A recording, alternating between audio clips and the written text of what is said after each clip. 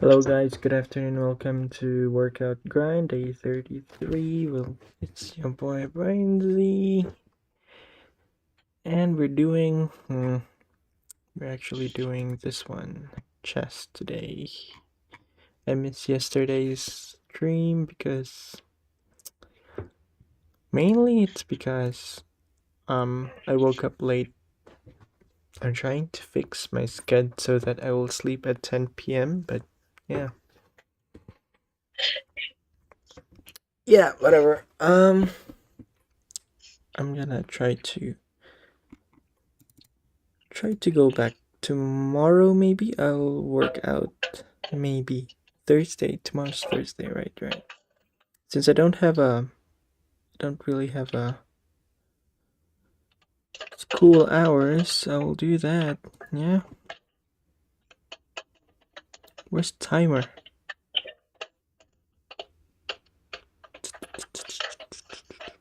There's no time. Oh, there it is.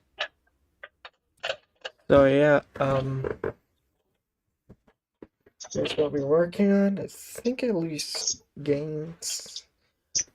I'm trying to be more conscious about my caloric intake, just to loosen a little bit of fat. So I'm probably not gonna eat tonight. That's the plan. Anyways, yeah. So I'm gonna start working out now. Look at this, man.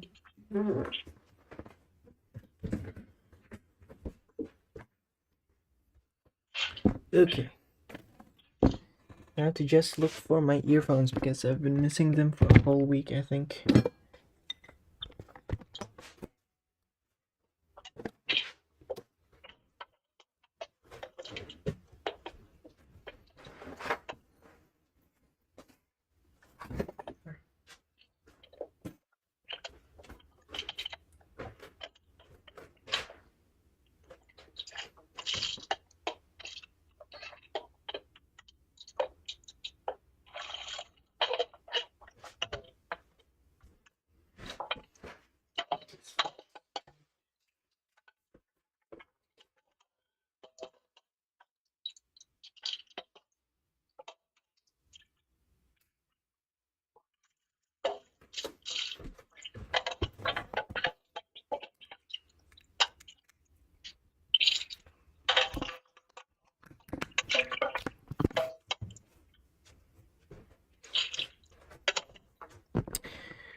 Alright, anyways.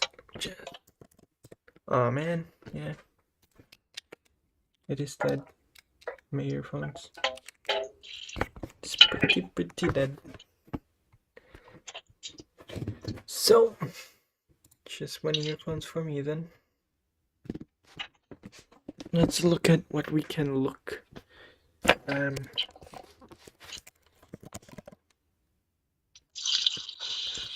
I'm gonna start a business, so it's probably more beneficial for me if I listen to business. Running a business podcast. There you go. Yeah.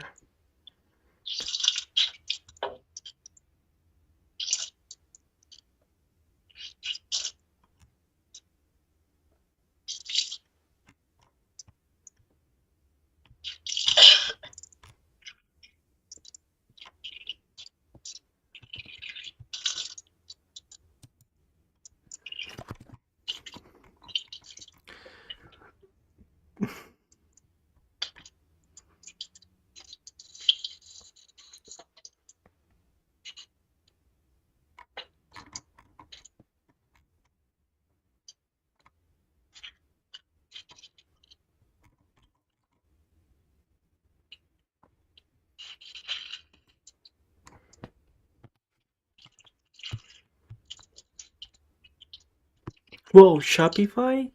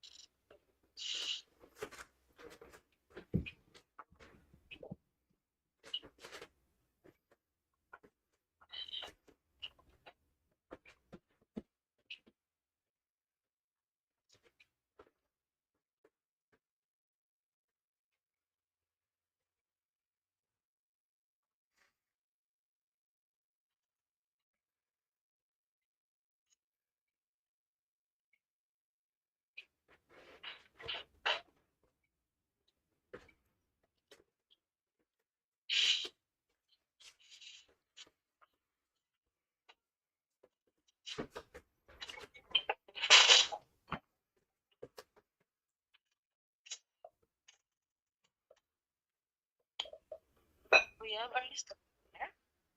Oh, like a cute na. Ang ganda ng bag.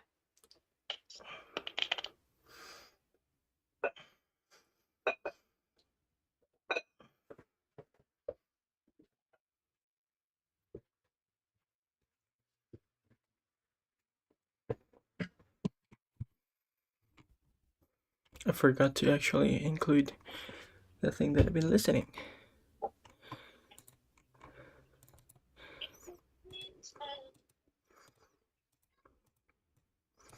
After a Series B and C, that we began really figuring out, like, okay, what are each other's superpowers? And this idea of, rather than all of us become these sort of well-rounded objects, these sort of river stones, what if we all were very precise on the thing that we think we could be the best in the world at, and spend our At time. what level did you start doing that? So if we're walking through this, because right now, Probably like around Series B or Series C, we hired a CFO, we hired a CMO, we hired a head of sales. It was around that time where we felt we were well capitalized. I think our Series B was about $100 million valuation. This is like 2013 or so. like And 10 around million that time, top line? So like 10 million? I have no idea. Okay. Yeah, I'm not sure. A lot less than $100 million. How many employees were around then? I'm just trying to get a gauge. Probably 50 to 100 at that point. Okay, yeah, okay, got it. So like low, small, mid-sized. Got it. Yeah. Okay, cool. And a lot of what we were trying to do then is like find at least a lot of how I spend my time is find new channels. This idea that, okay, we can only sell so many people on Shopify, but there's this massive ecosystem of web agencies and freelancers and developers who are in Oklahoma and are in places like South America, and they're in Singapore and they're in Vancouver and they're in New Mexico. And what if we actually created something whereby if someone walked in to their agency, to their business, and said, I need an online store, what could we do to actually make it so that they would say by default, great, we'll build it on Shopify? That's sort of on the referral side. On the product side, another thing that was really that we created around that time was the Shopify App Store, which I believe today is one of the largest ecosystems of third-party developers on the planet. I mean, if you were building an app for commerce today, the best, most effective go-to-market strategy is to put it in the Shopify App Store, because you have millions of customers for your applications. That now seems polished and a really healthy kind of flywheel of an ecosystem. But originally, the reason that the App Store was really set up was all these different merchants were coming to us, and they all had a very unique and a very particular business. And so we really focused on, let's make Shopify's core offering what most people need most of the time: checkout, payments, inventory, marketing, analytics. Let's make that like world class. But everything that is very specific to a particular merchant's business, let's invite third parties from all over the world to build apps on top of it, which meant that no matter what the particular needs of your business might be, you would find 100% product market fit using Shopify because of this app ecosystem, and we didn't have to build everything ourselves, which would have been impossible. And so some of these things now in hindsight seem like, wow, Shopify's ecosystem is really cool and the App Store is humming. But originally it was done because we couldn't build every feature ourselves, nor should we. So what were some of the like absolute key decisions or like business principles that you learned kind of scaling through this? Focus was really important, not being everything to everyone. I mean, today, like last week was the National Retail Federation's big show, literally like the most important conference in enterprise retail. And I sit on the board now of NRF with like the likes of the CEO of Brian from Target and John from Walmart, and like these amazing people like that run effectively all of retail all over the world. And so now we're really obviously, getting some of the biggest retailers through Shopify. But there was absolutely no way we were even considering that in those days, because fundamentally we wanted to win our particular market, which was SMBs in English-speaking countries that wanted to sell on the internet. And so one thing that was really valuable was like focus. Don't sort of, and a lot of our competitors, by the way, ended up going out of business because they kind of ran up market way too soon, and they left the entire base of SMBs available. They didn't like the idea that SMBs, some churn, and not every business succeeds. And we thought, well, what if we just slightly increase the chance of success and mitigated the risk? If every single person thinking about starting a business, like in the shower in the morning, then did so with Shopify, even though not all will succeed, as long as the ones that do stay with us indefinitely, they will offset the cost of ones that leave. And so one was really making sure we were very, very focused. The second thing that was really important to us, I think, was that the product was super simple. And now companies like, I don't know, Mars or Mattel or Staples or Glossier, Alo Yoga, Viewer, all these amazing brands, all your Shopify, Skims. Like, what's neat even today about Shopify is that the complexity of the product almost reveals itself over time. Rather than simply being inundated with every single feature and functionality, Shopify can be used by someone just setting up a store at their mom's kitchen table. It also can be used by Trina, who runs Figs, which is a publicly traded company. They make uniform scrubs, hospital scrubs, and the fact that the same code base can make those things was something that was always important. Keep it really, really simple. And credit to Toby and his sort of vision around product, because that's really what he drilled in all of us, was that the product has to be incredibly simple. So first is focus, second is simplicity. And the third one was, we really tried to run a really tight business, meaning we knew what our sort of CAC to LTV ratio is, so cost of customer acquisition on one side versus lifetime value. And as well, I don't know if you're, I want to make sure I define all the acronyms. My audience knows that stuff. Okay, great. So we knew what our CAC to LTV ratio was, and once we got it above 1 effectively, it meant that, okay, now it's time to go raise money, because the more dollars you put on the left side, the more $80s or whatever the ratio was we got on the right side. And so by being meticulous and thoughtful about that, I think it was really helpful. Maybe the last thing I'll say, which seems a little bit soft, but it's important to say, is we were really, really like patient, meaning we want, like even today, we want to build a 100-year business. We're now about 20 years into it. We had 8 years left to go. But even then, we were, 5, 8, 10 years in, we still thought about this like really long-term business focused, which meant that we were not willing to pull forward future profits at a discount, like pretty much most of our competitors, I think, were doing at that point. So what were some of the key growth kind of levers that you were able to pull throughout this process that like really accelerated? Like if you had to name the 3 biggest things in the first 10 years of Shopify that like, man, if we hadn't done this, we wouldn't have been able to get to the next level. I mean, I think the App Store, the ecosystem was really important, both on making sure the product had 100% product market fit, and also in the referral. So I think that was really important because it meant that we had effectively a distributed sales force that wasn't on our payroll. And just something small in that really matters. I remember at the time, the Apple iOS store had an 80-20 rev share split. So if you build something on Apple, excuse me, had a 70-30 rev share split. So you build something on Apple, you as a developer keep 70%, 30% goes to Apple. And I remember when we were talking about our rev share for our App Store, we actually said 80-20. Not that we were competing with the iOS store. I mean, we were a small little nothing company in Canada, but this idea that we would be more generous than the incumbents might be was very important. And the truth is, the additional 10 points didn't really change it for us, but it just meant that when you built on Shopify, you deeply understood that you were going to get a very fair and a generous rev share split. And that was one. I think the second one we really hammered hard was this thing called the Build a Business competition. It was like our big aha moment. And it was, we had an article in the New York Times about it, but it started in a very kind of simple way. We had met Tim Ferriss, I think in 2009 or so, and he became an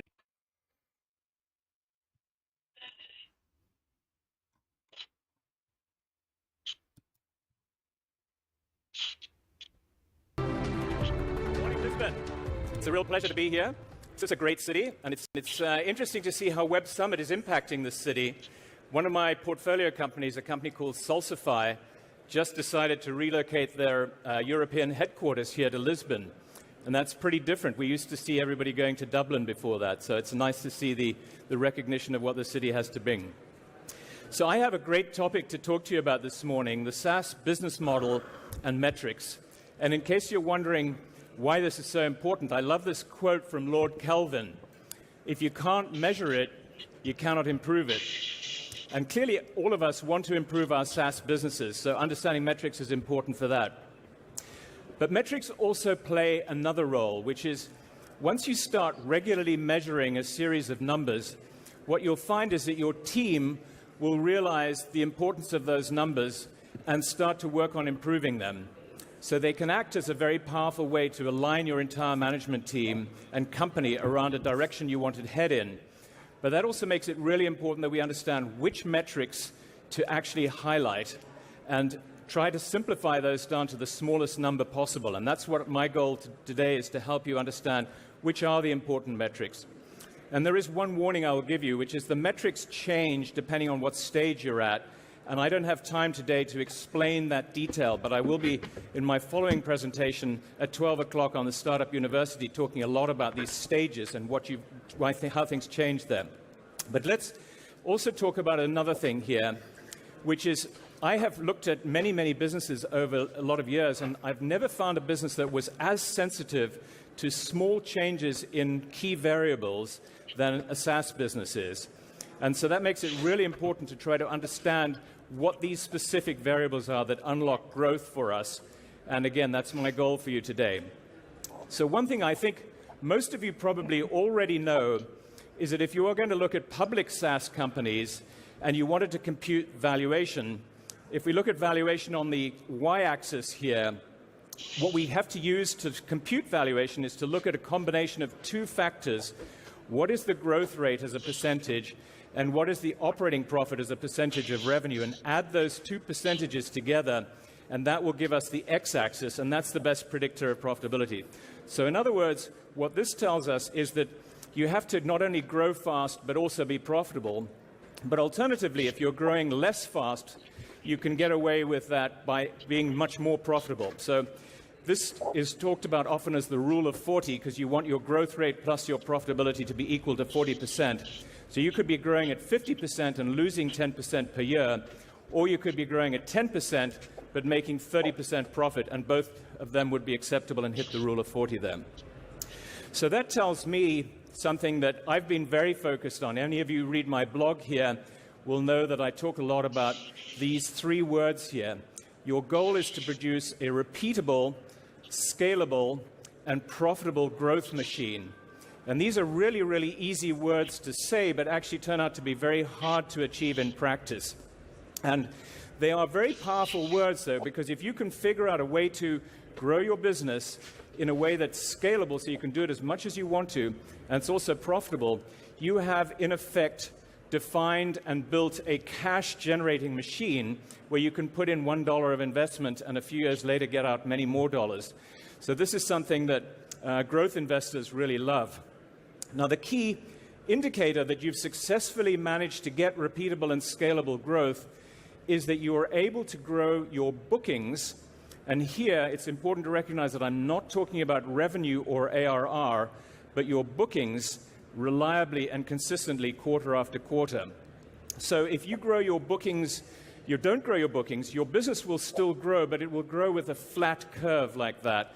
And what we're looking for is an exponential growth curve, because you are successfully in charge of how to grow your bookings. You understand how to make your growth process scalable and how to scale it.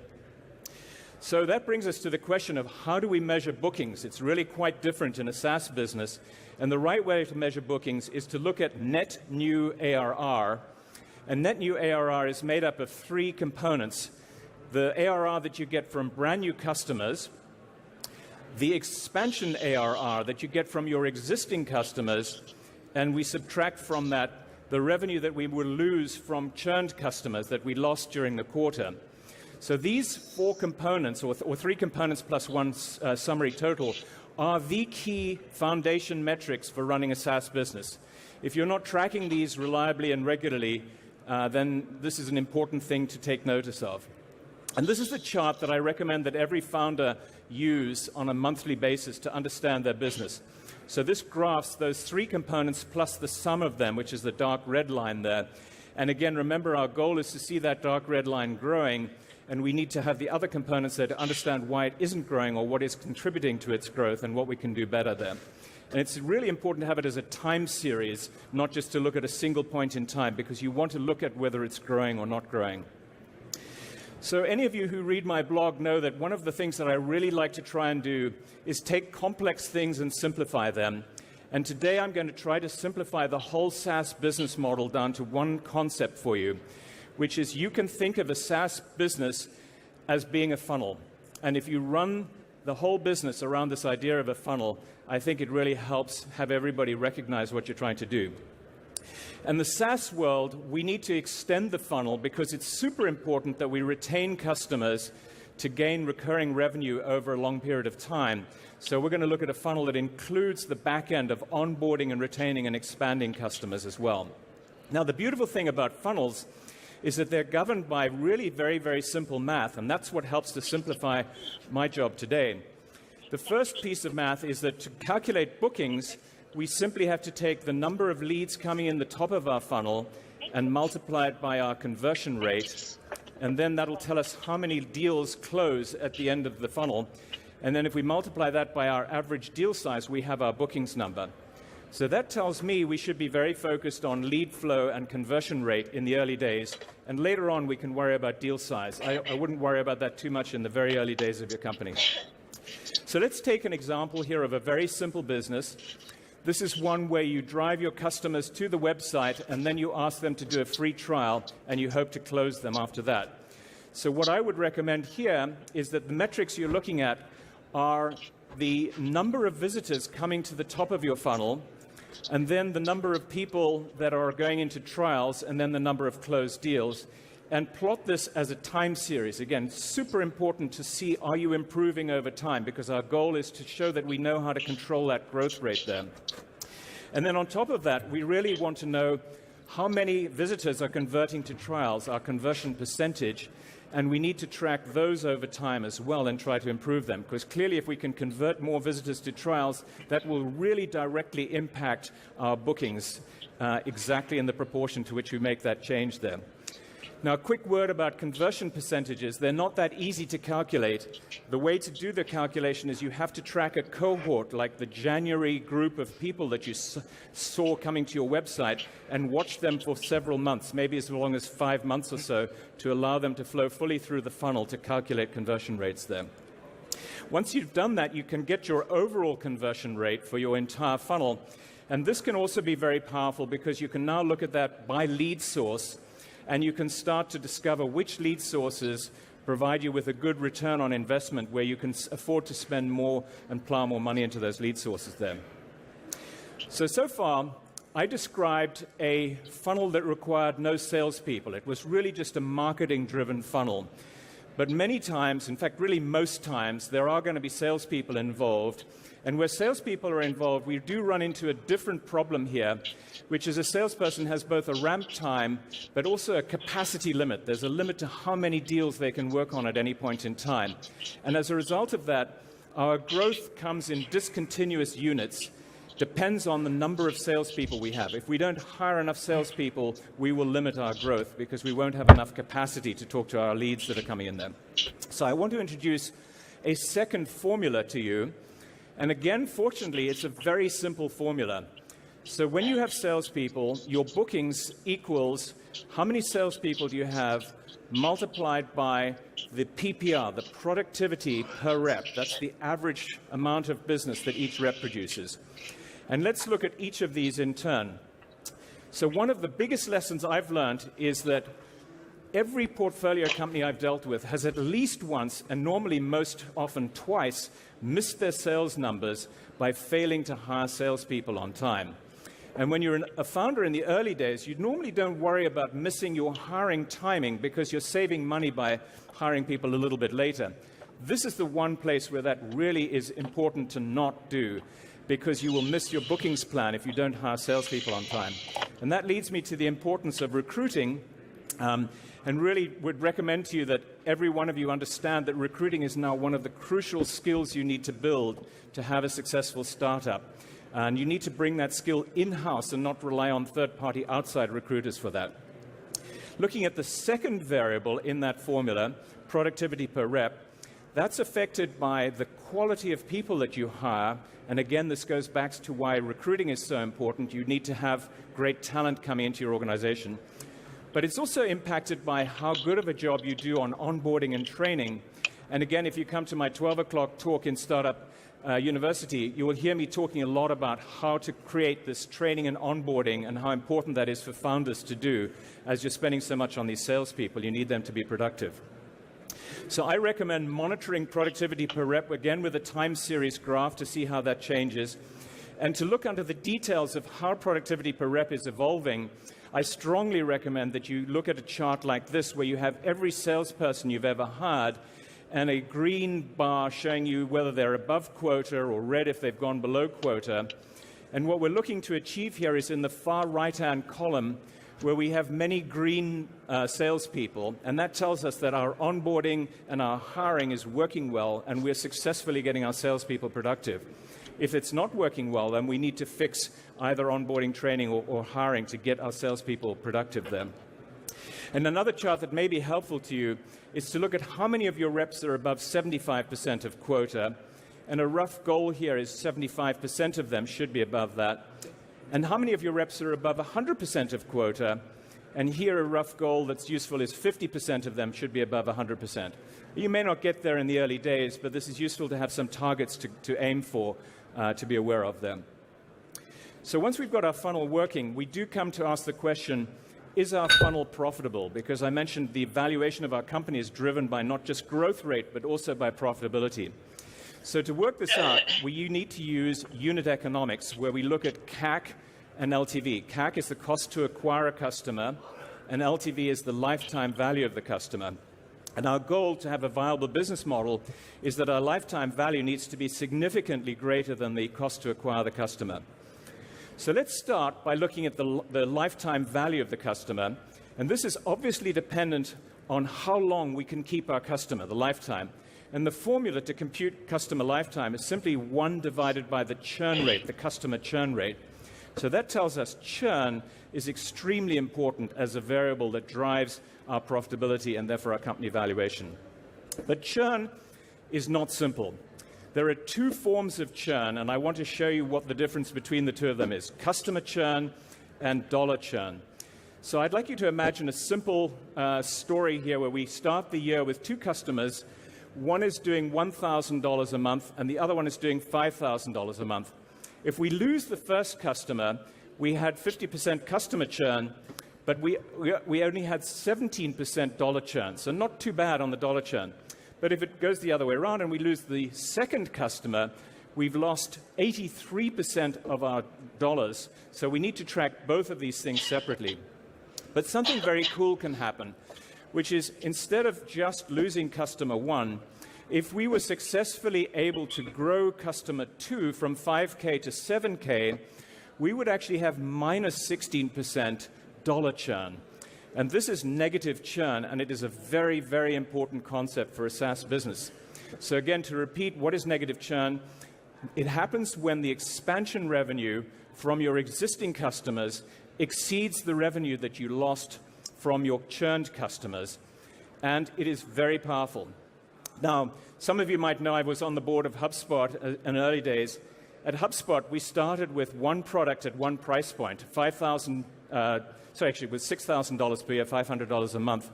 And we had no way to get any expansion revenue because there was nothing else to sell them after they'd bought the initial product. So a key lesson we had to learn was that to get expansion revenue, we needed to have variable pricing axes. And you can get variable pricing axes by introducing different editions of your product, or by charging for users, or as in HubSpot's case, charging for some other metric like the number of leads that they were storing that was a better equator to how much value the software was providing to the customers. So that was a good lesson to learn there. Again, I wouldn't panic if you don't have variable pricing if you're an early stage startup. It's a secondary thing that comes along later on once you've got your business up and running here. But I believe that negative churn is crucial for success. And to illustrate that, I'd like to talk about this company here that has revenue loss of 2.5% monthly. And you can see that if there are 10 million of ARR, in order to just get back to 10 million in the next year, they will have to do another 3 million, have to find 3 million just to replace the business that they're going to lose through churn.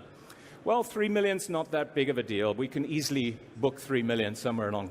But if you take it a little bit further forward and you look at that same business when they hit 100 million, now they have to replace 30 million just to stand still, just to stay the same size that they were before.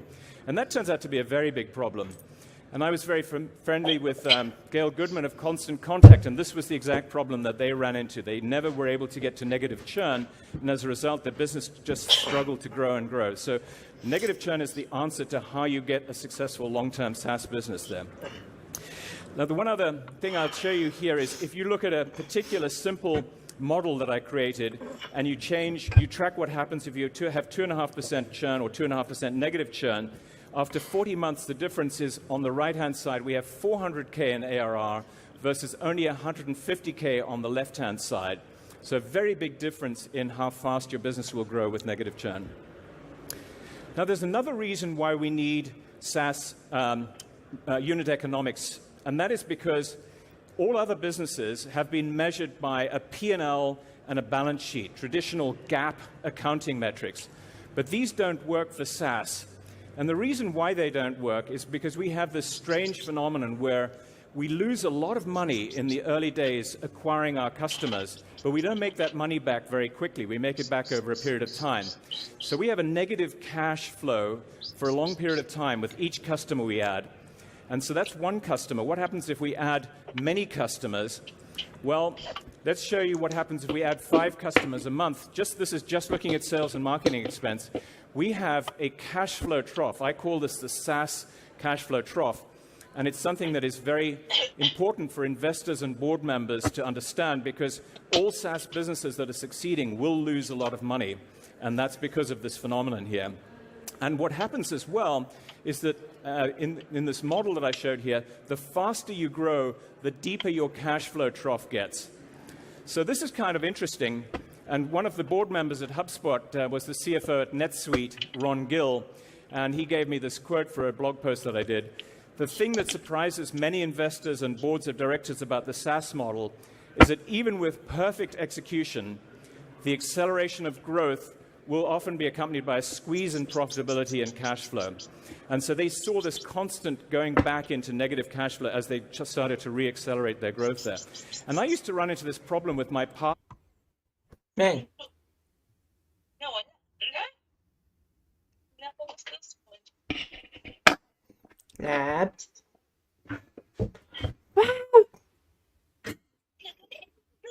Madunggan na ba ka sa kong stream, ha?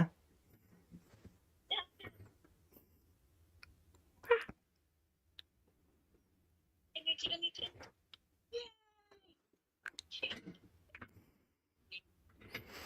O, dito siya nilantaw sa kong stream, Jud. Naligo ako, nag-ilis pa. Putputon. Putputon, Oo, ingin ka meron after ako. mahuman kag hugas. Naligo man ko kay magklase na Dijud, ko. dijud, dijud. Sorry na. Wait lang. Tara, ang nag-watch na ko. Man ako.